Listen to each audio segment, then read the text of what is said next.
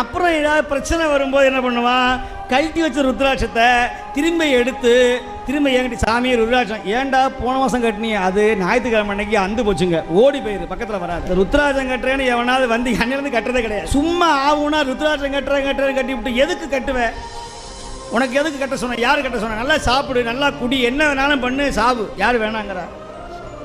செருப்படி வாங்கிட்டு அப்புறம் வாங்க, கெட்ட பின்பு ஞானியாக வாங்க. உங்களை யார் வர சொன்னாங்க? இங்கே வந்து உட்காந்துக்கிட்டு எங்கள் அம்மா சொன்னாங்க, எங்கள் அப்பா சொன்னாங்கன்னு 4 நாள் தீட்சை வாங்குறது, எல்லாரும் பார்க்குற மாதிரி அந்த தீட்சையை வாங்கிவிட்டு இவங்க பூஜை பண்ணுறதை பார்த்தீங்கன்னா 5 மணிக்கு 3 மணிக்கு எழுந்திரிச்சுவான். முத நாள் இந்த கல்யாணம் புது மாப்பிள்ளை மாதிரி.